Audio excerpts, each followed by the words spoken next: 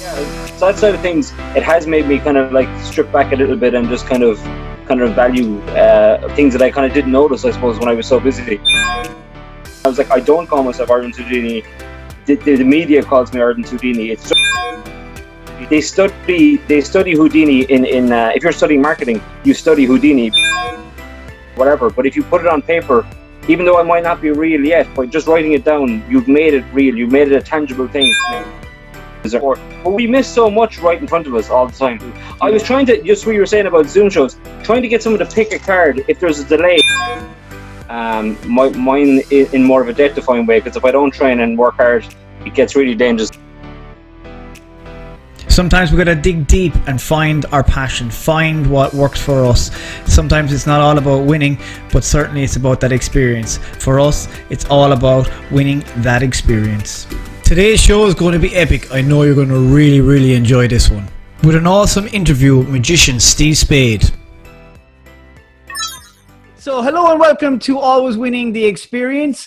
I'm your host Jason Kenny, and today I'm talking to Steve Spade, Ireland's answer to Houdini, Mr. Magician himself. So Steve, tell me, how are you?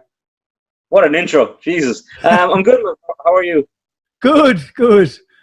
No, I'm good. Just trying to get used to the lockdown. I think it's the only thing that's ever stopped me in my tracks. I'm usually good at escaping stuff, but can't escape the coronavirus, unfortunately.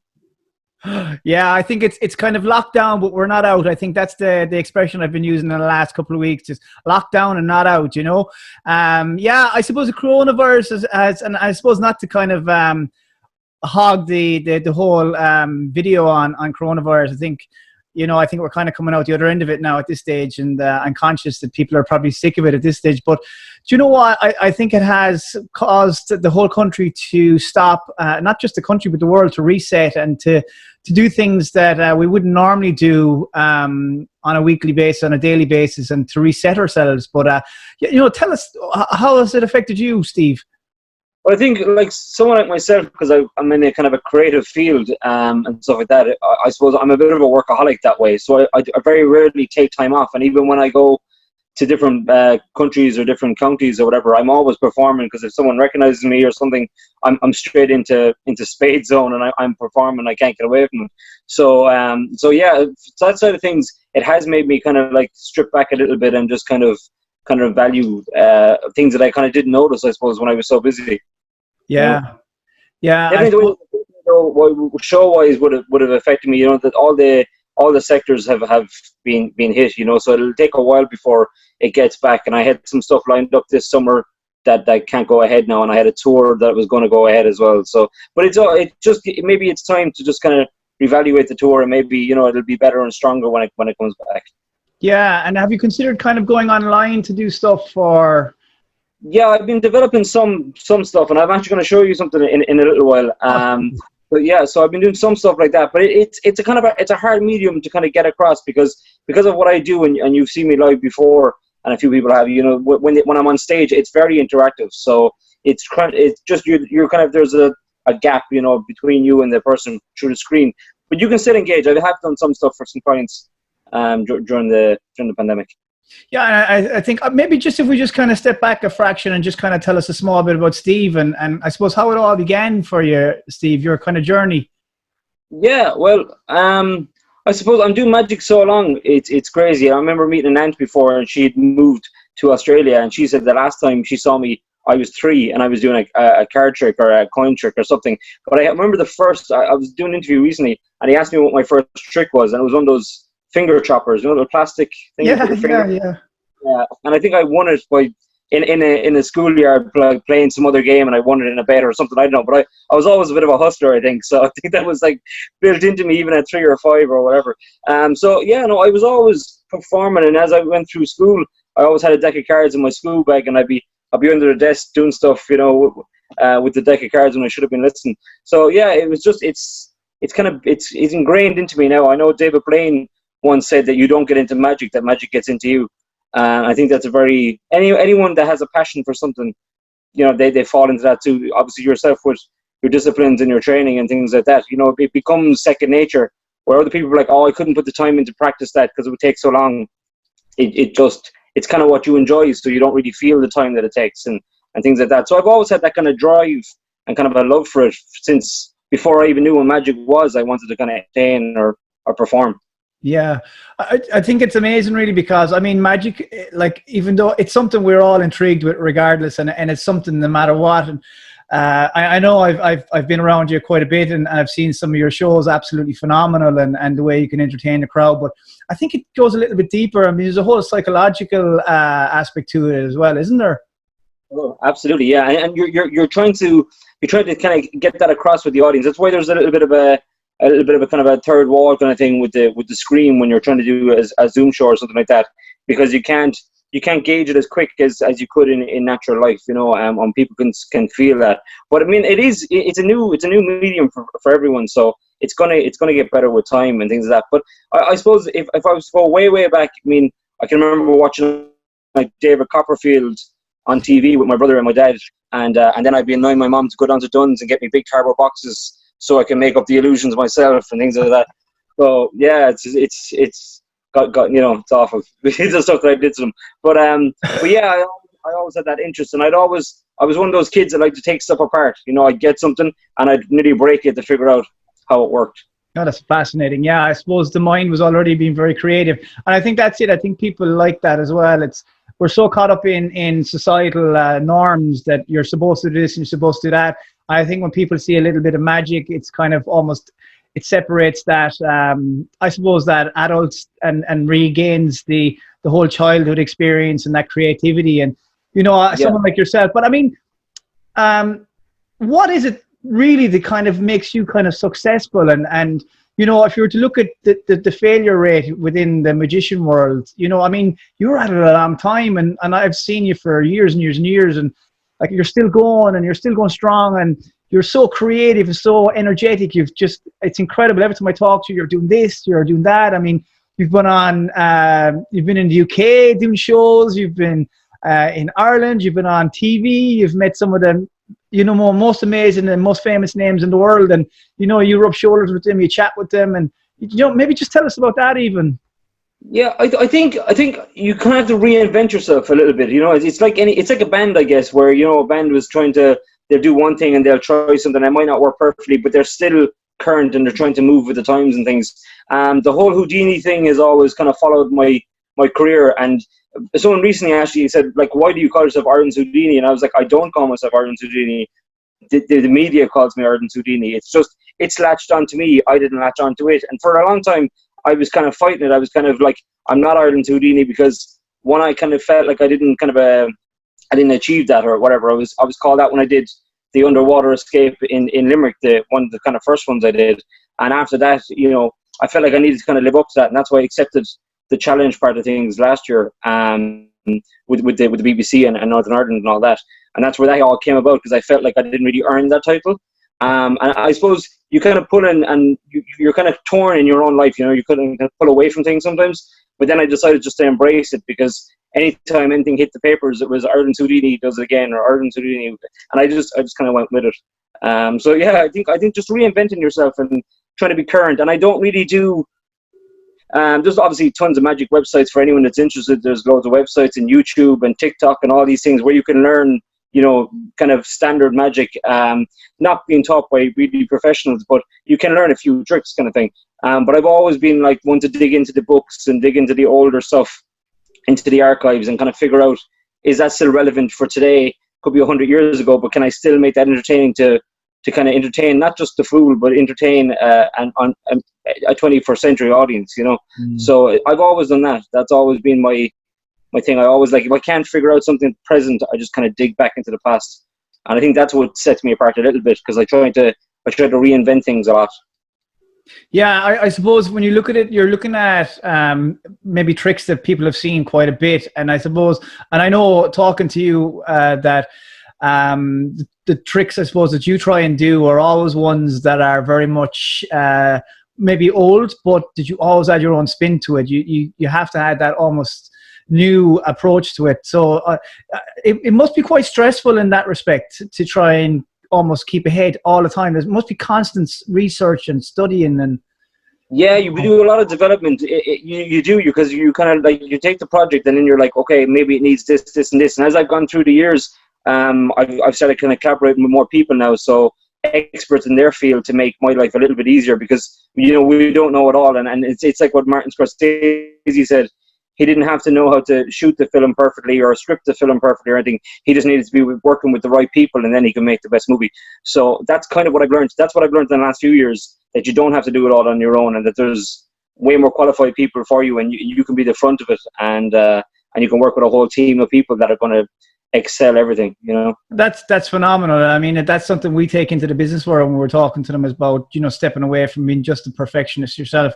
To be able to ask for help is the most, and it's one of the keys of a high performer, is to be able to actually ask for help and to recognize, your areas of weaknesses, and to work on them, and to move forward and come up with a strategy and plan. That's phenomenal. Yeah, because stress is probably the greatest enemy of most of us, and it's certainly a silent killer.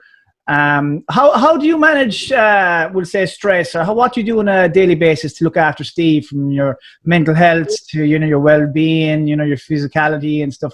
How do you? Yeah. I think everyone, not to talk about the coronavirus again, but I think when everyone got the lockdown, everyone's like, oh no, what do we do? Or do we stay in bed later? And I'm sure there was a lot of sleep-ins at the start and stuff like that. But I always try to be consistent enough with getting up, getting active kind of straight away, even if it's just a few press-ups or whatever it is early in the morning, very first thing. I was always a big believer in that kind of thing, just kind of get active as quick as possible, and get out for a run. I'm able to do a bit more of that, which I always enjoyed, but never really had a lot of time, other than I'd always dedicate time to it. If I was running up to a stunt, I'd be running every day, and I'd be training all the time, running up to kind of 3 months or 6 months to a stunt. But at the moment, it's nice just to have that time, and then just to reflect while you're out for a run. You can think about, there's always a magic trick or something flying around in my head, or an idea or a concept for something else.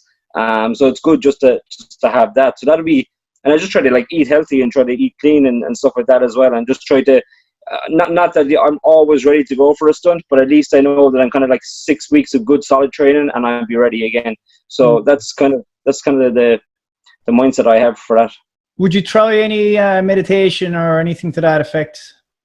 I don't. I read a lot. I read a lot of, not just magic, but I just read a lot of just like that. And I watch a lot of documentaries on other people. It could be even like a rock star or a band, how they, kind of made their break or whatever it would be.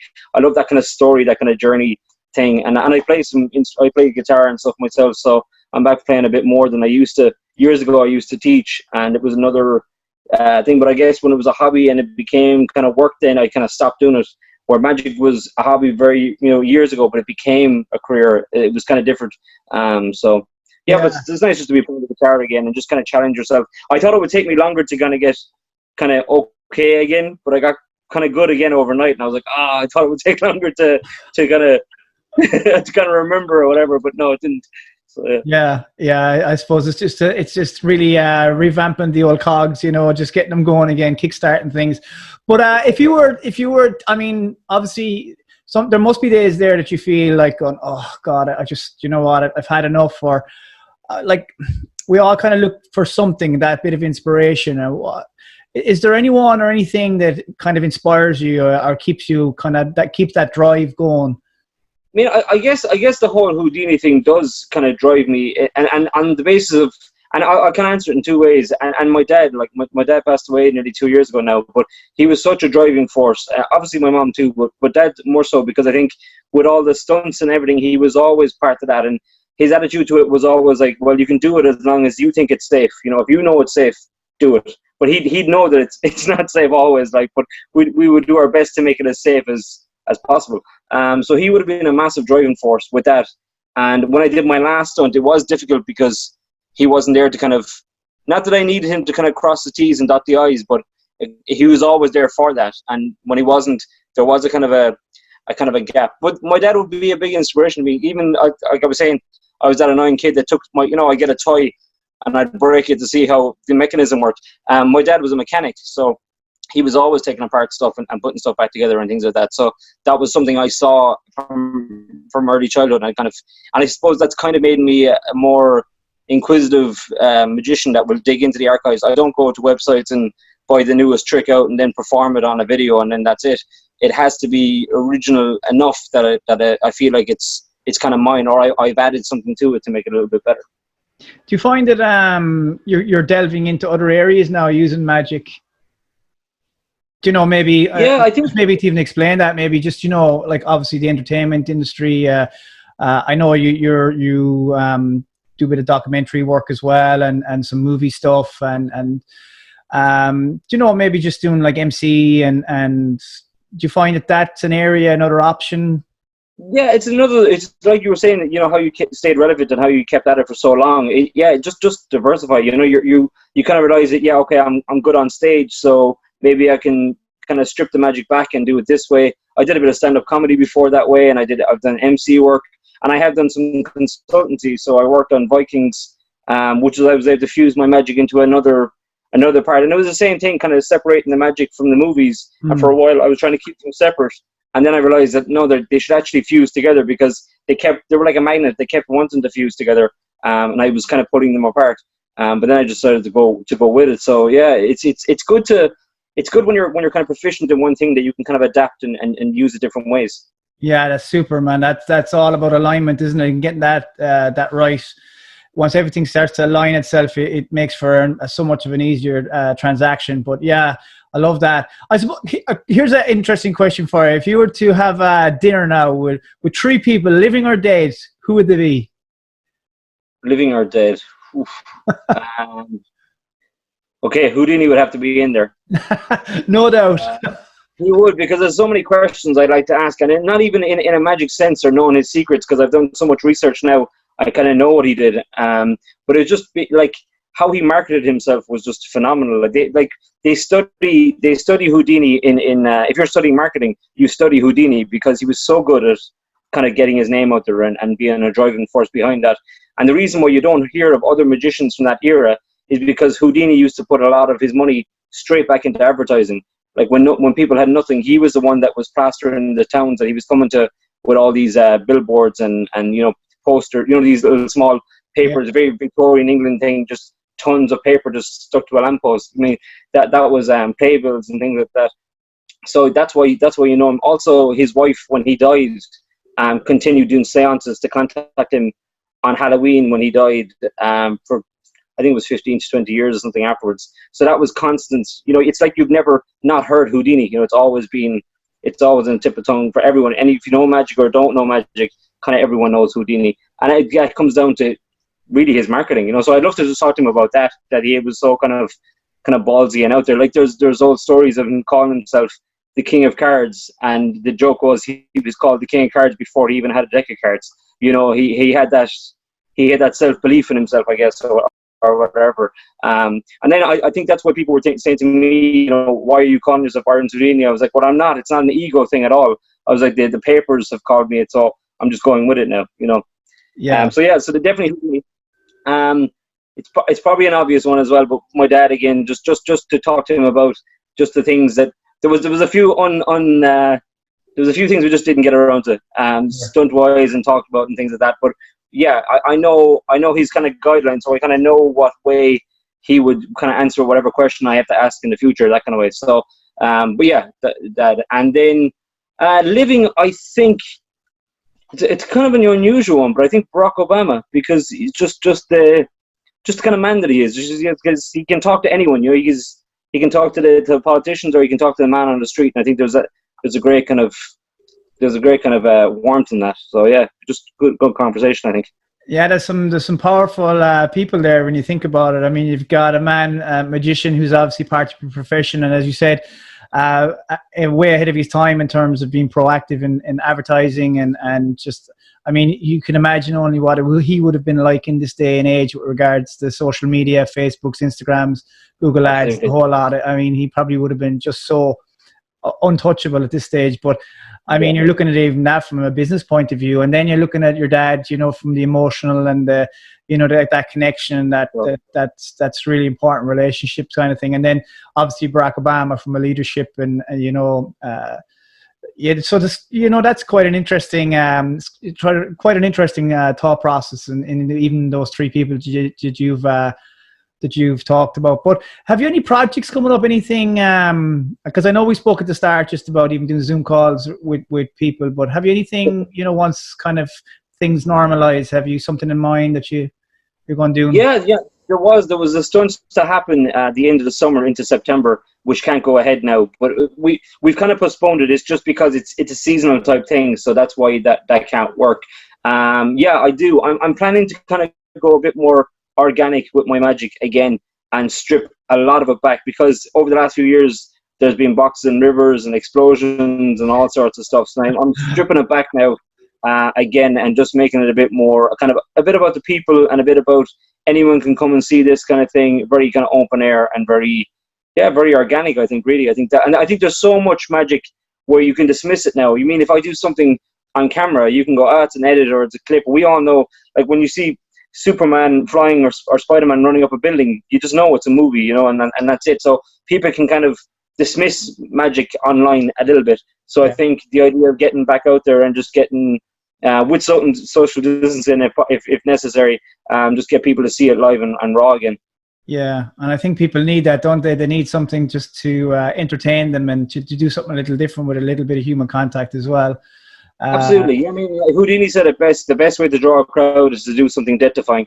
If you've got if you've got a moment of death-defying belief or suspender belief, absolutely, you're going to draw a crowd. And it's a given fact. When I did the stunt in Northern Ireland, for people who don't know about it, so we were talking about a challenge idea, and then I put up an open challenge in January of that year, so that's nearly a year ago now, and it was in May last year. And this company in Northern Ireland challenged me to go to Portrush in Northern Ireland and to escape a mobile home that a wrecking ball was going to hit it. And I accepted the challenge, and then I figured out the logistics of it then.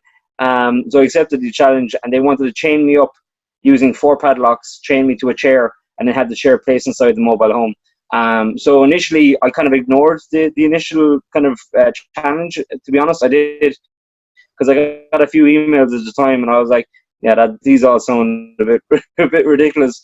But I went with, but I didn't actually decide. I decided to ignore it, and then about 8 days, they sent me a call-out video, like you would for a fight almost, and tagged me on Facebook.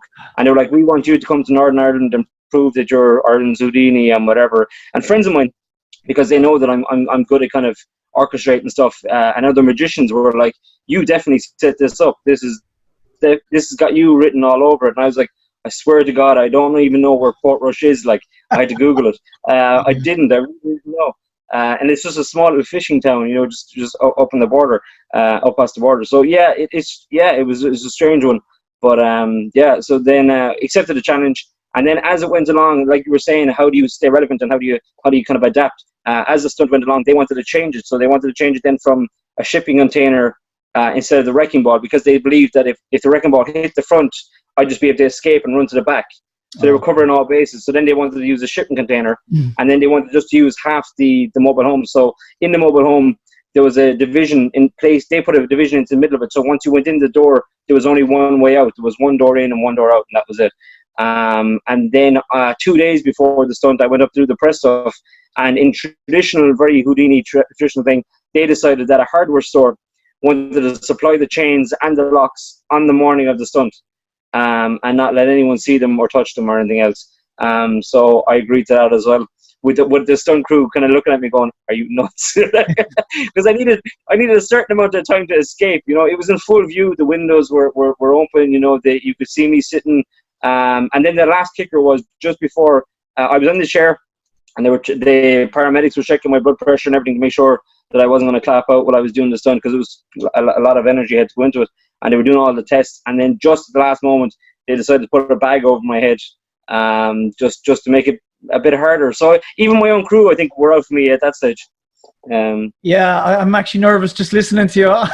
At least I know it was a success. You're here sitting talking to me. yes, it was a success. Yeah. And just what you're saying as well about people and making things kind of raw and doing it for the people. I went up there with not knowing anyone, of the community or whatever, and they all came to see, this kind of death-defying, spectacular thing. But when the show was over and I escaped and I appeared behind them, in the crowd, so they were watching it, and I appeared behind them. I appeared in the middle of them, really, with two flares. Just the response from people who didn't know me that morning to that afternoon, they all ran over. They were hugging me and kissing me, and they wanted to talk to me about it. And kids running up to me with bits of the mobile home for me to sign, like bits of it that had blown off, like a bit of a door or whatever. I swear to you, it was just ridiculous. And then the BBC caught wind of it, and Steve Nolan had me on the show then, and then we did an interview with them. So it was mad to see. I think it's nice sometimes to see the kind of human connection, and because I suppose I performed kind of all over the world at this point, it doesn't matter. There's no language barrier with magic. It's so visual, and so if I take something and banish it, it's gone. It doesn't matter what it doesn't matter what religion or language you are, you'll understand that. So it's a very universal language, I guess. Yeah, no, absolutely. Yeah, and that's it. People love that. They love the whole, I suppose, suspense and the whole what's going to happen next, and that surprise, that element of surprise. And of course, we're all children at heart, and I think we just get older and we start to forget that it's nice to have a bit of fun and suspense in our lives, And it goes back so many years and back to hundreds of years entertainment and as you said with Houdini and stuff like that. But if someone was to get into magic, then what kind of advice would you give them if they were looking to get into magic? Even long before that, I mean magic is there's documented that it went right back as far as the pharaohs in Egypt. The cup and balls originated way back then. So I mean it's crazy, and it seems to be like every kind of 100 years or so something happens to change it, like Houdini and these things. And obviously David Blaine years ago, he was one of the people that stretched it further again, and then everyone kind of after David has just been an imitation of David, and before that they were an imitation of Houdini. So it's funny how it goes. For people starting off, I would really recommend, and I get asked this a lot, to kind of stay away from the YouTube videos and stuff, because you're not really learning from a professional. So you're learning from someone who has maybe just learned it or doesn't have any, so they don't really know why they're performing, or they don't really know why they're, so I'd say dig into the books. There is lots of websites. There's an Irish Society of Magicians as well. There's a magic circle in the UK, and there's the International Brotherhood of Magicians in America. So, any of those guys are going to put you on the right track if you really want to do it. If you want to learn a couple of tricks for down the pub, 100% go on YouTube and learn one or two.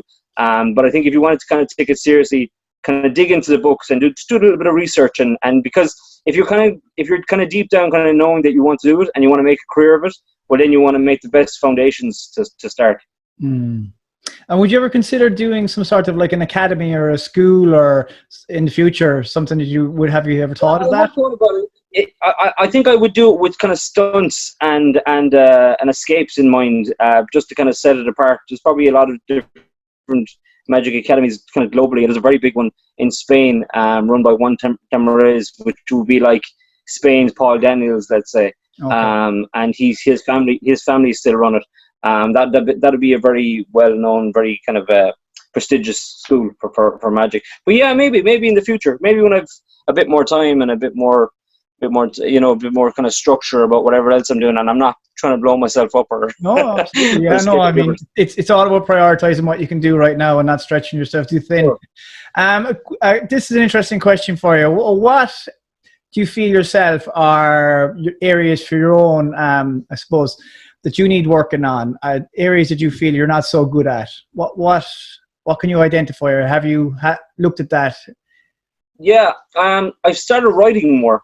And it was something I've always kind of shied away from, because I'd always write down ideas. But if I was doing, for example, when we were doing the stunt in Northern Ireland, I explained how I was going to do the stunt to the crew and to the stuntmen using a deck of cards. So it was like something out of a mobster movie or a heist movie. I was like, so I'm the four clubs and I'm going to go here. And it was like that. I swear to God, it was crazy. So that's the way. I'm very visual that way, so I nearly draw it. I used to draw a bit in school and things like that, and a bit of art. So I would normally draw something instead of describing it. But I think in the last couple of years, because it's kind of harder to kind of get, I've kind of forced myself to write more. Okay. So I write now a lot, not just little bits in a journal and stuff, but I write kind of, and not just bullet points either, just more descriptive stuff. So I think I just kind of forced myself to write more. And I've been talking to a lot of people. A lot of people don't actually write, which is kind of strange. I find it strange now, even though I was one of those people when I didn't you know what I mean. A lot of people just kind of bullet point stuff, but they don't really put time into a kind of. And I kind of write now in the idea that if I had to hand this to someone, they'd understand it. And you find that there's yeah, and listen, I totally get that. I think it's very important that there's a very, very special connection between the brain and putting it on paper, and that creativity, we're losing a lot of that. We end up having that technology crutch, and letting technology take over and dictating our days. I mean, most people will start their day and the first thing to do is they'll grab their mobile and they'll start going on it, and you've wasted 5-10 minutes, before you know it, you're another hour into it, and you're literally living somebody else's world, rather than your own. So I totally get that. I think it's really important, ink it, get it down, piece of paper, and you'd be surprised how the creative comes back. It could be the most outrageous thing, or you could be visualizing something that may seem impossible. And if you're any arts, you could be an actor and you could be visualizing that you're going to be in a big Hollywood movie, or a singer, you're going to be on stage with your favorite artist or whatever. But if you put it on paper, even though it might not be real yet, by just writing it down, you've made it real. You've made it a tangible thing now.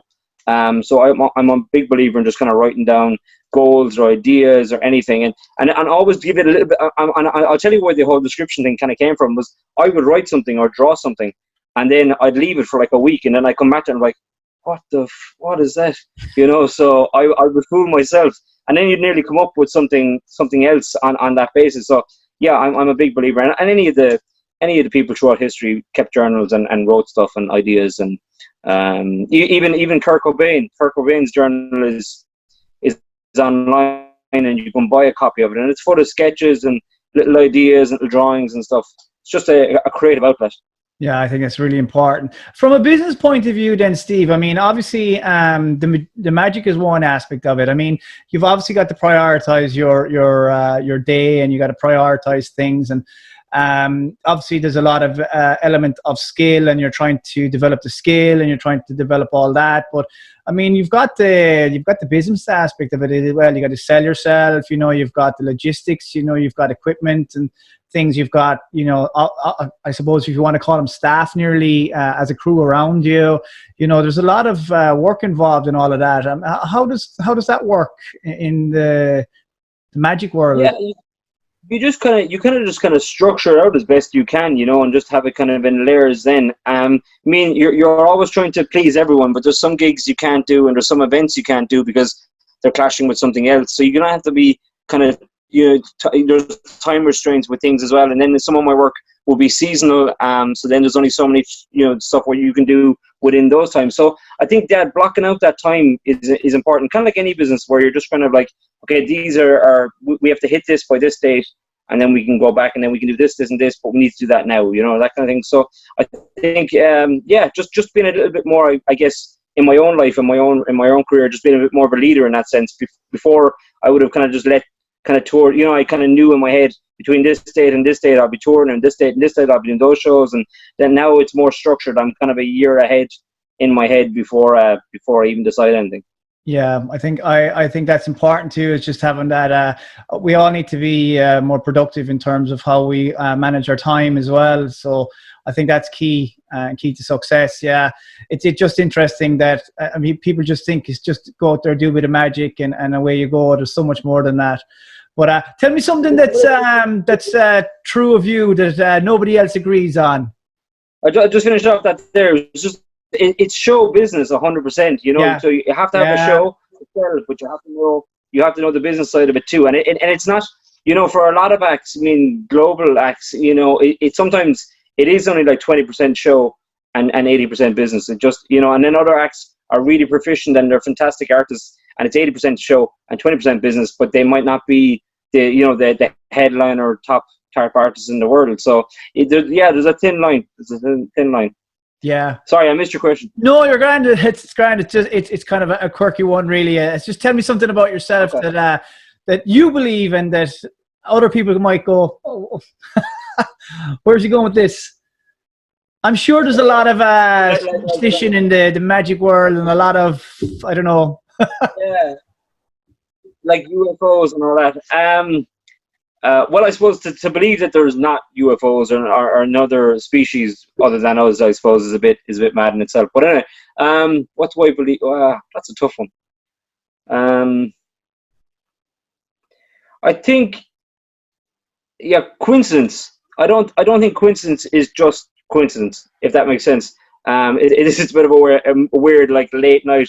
Man, do you know what? Coincidence aren't coincidence at all. But sometimes a synchronicity or a coincidence can't just be a coincidence. You know what I mean? I think sometimes that is either something in the universe or something in your life, just kind of trying to explain to you what's going on, and when we miss it. I don't think we have the intelligence as a species to even kind of cop some of those things sometimes. And there's been coincidences in my life that I can't put down to just, that was just a coincidence.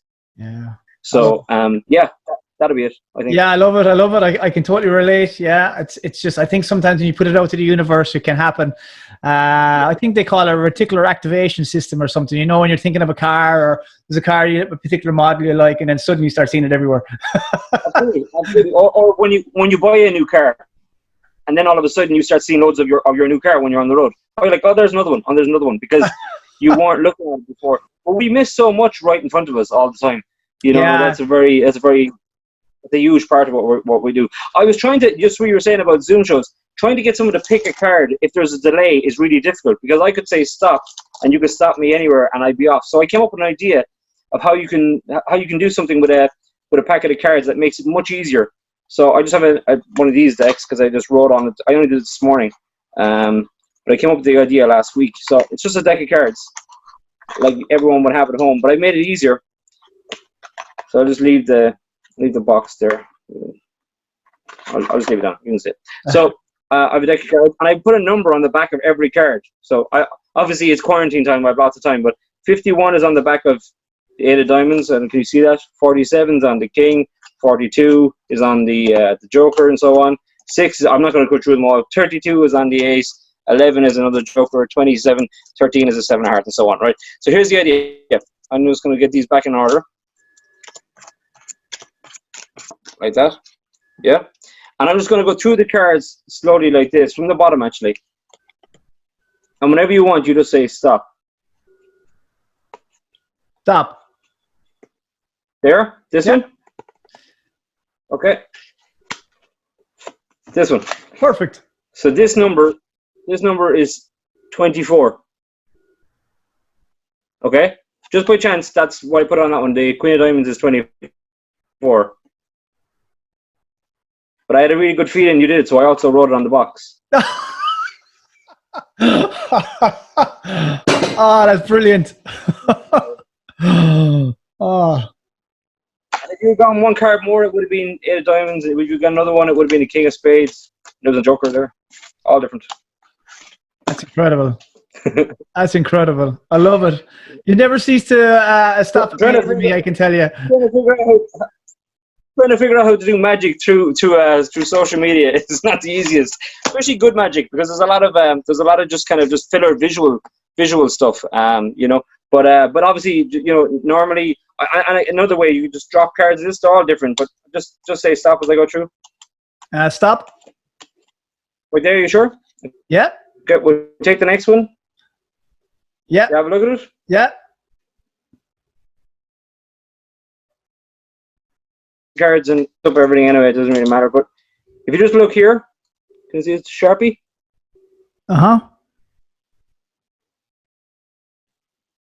Yeah, watch the writing.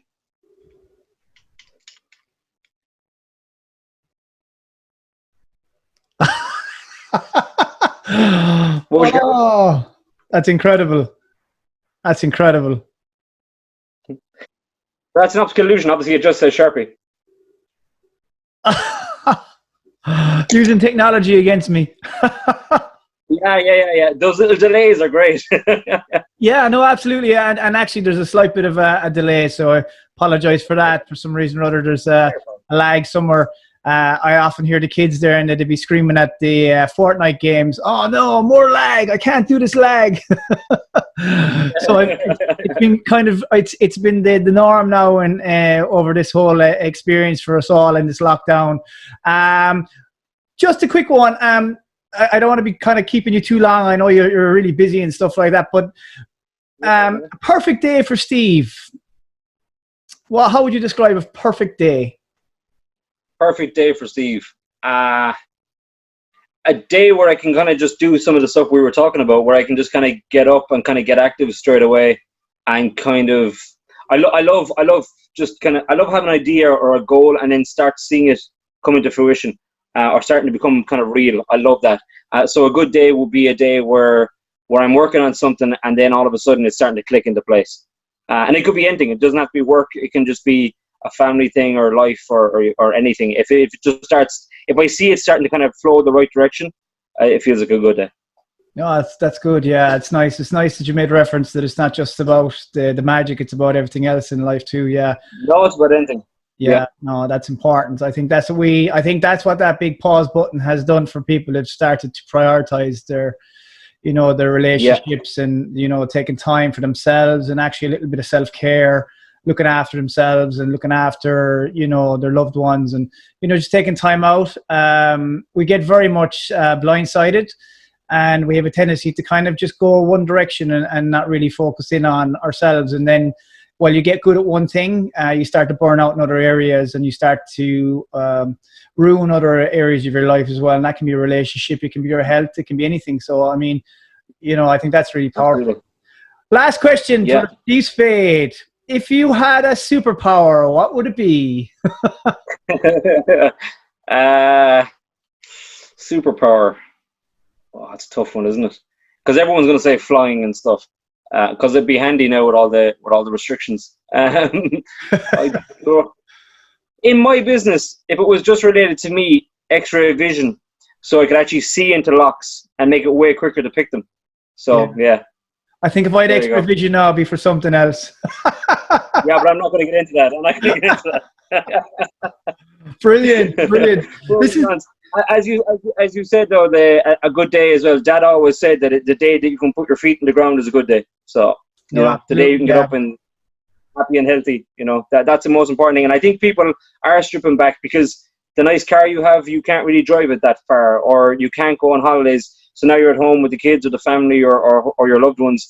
And I think that's really the main important thing, because we do all get caught up in our careers and this, that, and the other. And you mentioned at the start that I've done shows for these famous people and all this kind of stuff internationally. But I mean, they're in the same boat we are now. They're at home. They're waiting for it to pass over. They're worried about their loved ones, regardless of the money you have in the bank. It doesn't really make a whole lot of difference right now. And I think that's separated the kind of who we looked up to before might have been these people and sports stars and stuff. And now the reality is the people we're looking up to are the doctors, the nurses, or the people working in your local shop that have to go to work regardless. So I think it's starting to. It might be a kind of a flip for the whole world, just to kind of see what's actually important. Yeah, no, you're right. I mean, there are many heroes now that have raised their heads and shone throughout this, and all the frontline staff, and I mean, people don't take I suppose into account as well the people in the shops who've had to work out throughout all of this. It's been tough on them, but look, on a positive note, I think it's been fantastic as well that people have had an opportunity to spend more time with family, to start, building on their relationships again. And maybe I think going forward for the future, people are going to realize that, I need to give myself a little bit more time too, and bring my best every time to the game and be more optimal in what I'm doing, Yeah, it's definitely, everyone should try to, if we can kind of drive towards anything, kind of a universal goal for everyone, it should be a work-life balance. It's not all work. And even if your job is really demanding, which all our jobs are in their own way, mine in more of a death-defying way, because if I don't train and work hard, it gets really dangerous and really fast. But everyone has to have that work balance. You have to have your downtime and then those things. And I think as the longer I'm in this game and the longer that I'm performing, and just the longer that I'm on earth, I've figured that out, that you have to kind of, it has to be a 50-50, or sometimes it does tip either way sometimes, but try to have it 50-50 as possible. No, I agree with you 100%. Listen, Steve, it's been amazing, man. And I'm a super fan of yours, and I follow you the whole time. And we're gonna stay in touch regardless, and obviously wishing you the very best for the future. And I really truly hope that all of this doesn't affect your own industry, and I only hope that you get stronger and stronger at what you do, and I know you will. Like, there's no doubting it whatsoever. But your insights are always amazing, and it's not just magic; it's history, it's the science behind it, it's the business, it's the connection with people. There's a lot of very special skills there, and I think people will take an awful lot from it today. So really appreciate having you on, and I hope you have an amazing day. Thanks very much, Jason. Cheers, and everyone listen. Thanks. All the best. Thanks a million, Steve.